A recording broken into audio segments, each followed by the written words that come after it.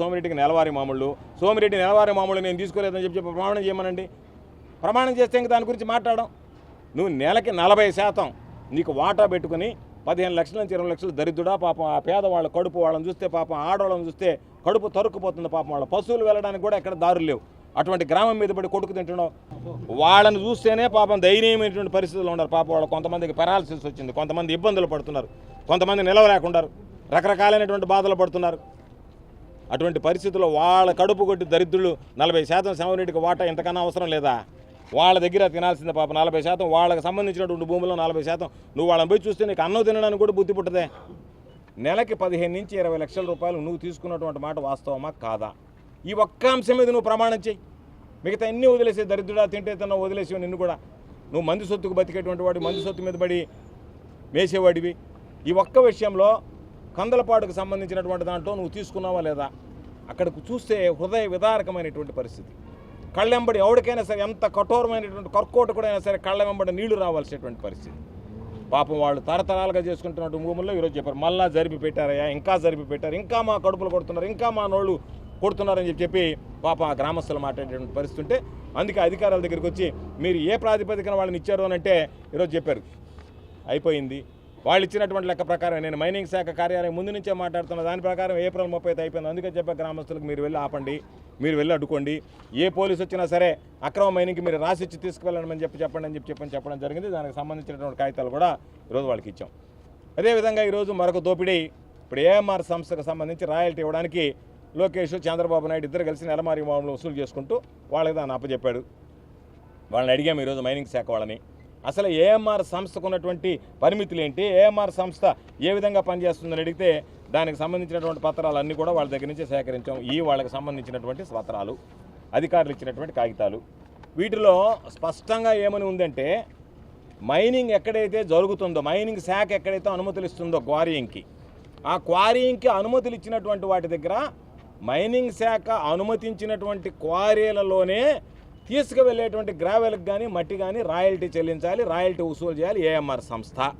దానికి తిలోదకాలు ఇచ్చి వీళ్ళతో పర్మిషన్తో సంబంధం లేకుండా నేరుగా ఏఎంఆర్ సంస్థ రాయల్టీ కట్టించుకునేదానికి హక్కు ఎక్కడుంది?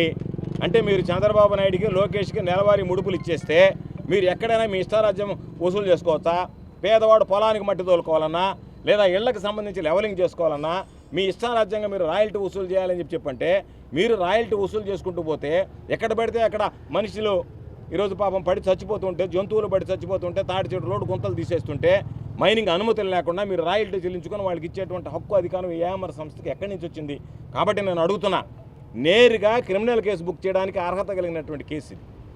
మైనింగ్ శాఖ అధికారులు అడిగాము, నీళ్లు నవ్వులుతున్నారు పాపం వాళ్ళు. ఏంటంటే పైనుంచి ఒత్తిడి ఉంది. ఏమని? మీరు వాళ్ళ ఇష్ట ప్రకారం దోచుకున్నా, వసూలు చేసుకున్నా మీరు ఎవరు మాట్లాడడానికి లేదు. అసలు జిల్లాలో పోలీసు అధికారులు ఉన్నారో లేదో తెలియదు.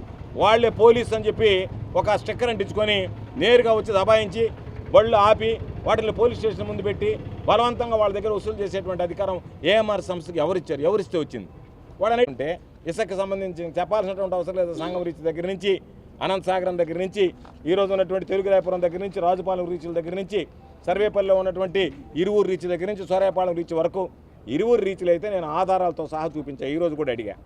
ఒక సంఘం పెట్రోల్ బంకుకు సంబంధించినటువంటి క్యూఆర్ కోడ్ ఒకటి తీసుకొచ్చి అక్కడ పెట్టి నేరుగా స్కాన్ చేయించి ఫోన్పే ద్వారా డబ్బులు వసూలు చేస్తున్నారు. అంటే ఒక ప్రైవేటు వ్యక్తులు నేరుగా ఫోన్పే ద్వారా బరి తెగించి క్యూఆర్ కోడ్లు పెట్టి స్కాన్లు పెట్టి అక్కడ వసూలు చేస్తుంటే అసలు పోలీస్ యంత్రాంగం ఉందా, రెవెన్యూ యంత్రాంగం ఉందా, మైనింగ్ శాఖ పనిచేస్తుందా? అంటే సహజ సంపదల పట్టపగలే దొంగలు దోచుకుపోతూ ఉన్నా వాళ్ళ మీద ఎటువంటి చర్యలు తీసుకోకపోవడం అనేటువంటిది దుర్మార్గమైనటువంటి విషయం. పక్కన సూరాయపాలెంలో పాపం వీళ్ళు తగినటువంటి గోతులు ఒక ఎస్సీ పడి చనిపోయాడు. పోలీసులు దాని మీద ప్రమాదవశాత్తు పడినటువంటి కేసును నమోదు చేశారు.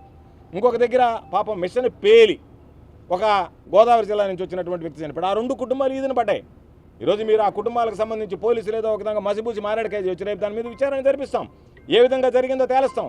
నిగ్గు తేల్చి బాధ్యులైనటువంటి వాళ్ళందరినీ ఒక్కొక్కరిని ఎవరిని అధికారులతో సహా ఎవరిని వదిలిపెట్టేది ఉండదు. కాబట్టి ఈ విధంగా సహజ వనరులని దోపిడీ చేస్తుంటే, దోచుకుపోతుంటే, ఈ ప్రభుత్వం పట్టి పట్టనట్టుగా వ్యవహరిస్తుంటే, జిల్లాలో ఉండేటువంటి మైనింగ్ శాఖ అధికారులు కళ్ళు మూసుకుంటే, ఈరోజు పేదవాడికి సంబంధించినటువంటి భూములు కూడా కొల్లగొడుతూ ఉంటే, ఈరోజు మీరు కాలువలు ఎత్తేస్తున్నారు, చెరువుల్లో ఎత్తేస్తున్నారు, ఇష్ట ప్రకారం ఎత్తేస్తున్నారు. ఎక్కడ కనపడితే అక్కడ ఇసుక, ఎక్కడ పడితే అక్కడ మట్టి, ఎక్కడ పడితే అక్కడ గ్రావెల్. సరే కొత్తగా బూడిది కూడా కొల్లగొడుతున్నారు.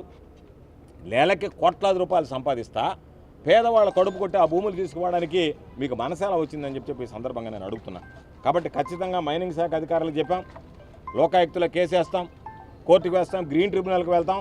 ఖచ్చితంగా వీళ్ళు చేసేటువంటి ఆధారాలతో సహా ఈ రోజు ఉన్నటువంటి గూగుల్ మ్యాప్ ప్రకారం ఏ రోజుకు ఆ రోజు ఎక్కడెక్కడైతే ఎంతైతే మీరు అక్రమంగా గ్రావెల్ ఇసుక మట్టి తరలిస్తున్నారో వాటి వివరాలు సేకరిస్తున్నాం. వాటి మీద తప్పనిసరిగా రాబోయేటువంటి రోజుల్లో చర్యలు తీసుకోవడం జరుగుతుందని అధికారులను హెచ్చరిస్తున్నాం. అధికారుల పాపం మాట్లాడితే గోవర్ధన్ రెడ్డి బెదిరిస్తున్నాడని ఇది బెదిరింపు అనుకుంటారా, మిమ్మల్ని ఏదనుకుంటారా మీ ఇష్టం. కానీ మీరు చేసేటువంటి అక్రమాలు, మీరు చేసేటువంటి అన్యాయాలు, అవినీతిని సంబంధించి తప్పనిసరిగా మా గళం విప్పుతాం, ప్రశ్నిస్తాం. మీరు కావాలంటే ఇంకా 2 కేసులు పెట్టుకోండి, మాకేం ఇబ్బంది లేదు. మొట్టమొదటిసారిగా మన నెల్లూరు జిల్లాలో క్యాన్సర్ సంబంధిత సంపూర్ణ వైద్య సేవలు ఇప్పుడు మన మెడికవర్ హాస్పిటల్ నందు అందుబాటులో. అత్యాధునిక సాంకేతిక పద్ధతులలో దక్షిణ భారతదేశపు మొదటి హాల్సియన్ రేడియేషన్ మిషన్ తో క్యాన్సర్ కు రేడియేషన్ చికిత్స, నిష్ణాతులైన వైద్య నిపుణులు, మెడికల్ సర్జికల్ రేడియేషన్ ఆంకాలజిస్టులు, న్యూక్లియర్ మెడిసిన్ ఫిజిషియన్ అన్ని వేళలా అందరికీ అందుబాటులో. అన్ని రకాల క్యాన్సర్ చికిత్సలను డాక్టర్ ఎన్టీఆర్ వైద్య సేవ పథకం ద్వారా నిర్వహించుతారు. మరిన్ని వివరాలకు 086135003551 ను సంప్రదించండి. Medicover cancer institute, NH5, Chintareddypalem cross road, Nellore.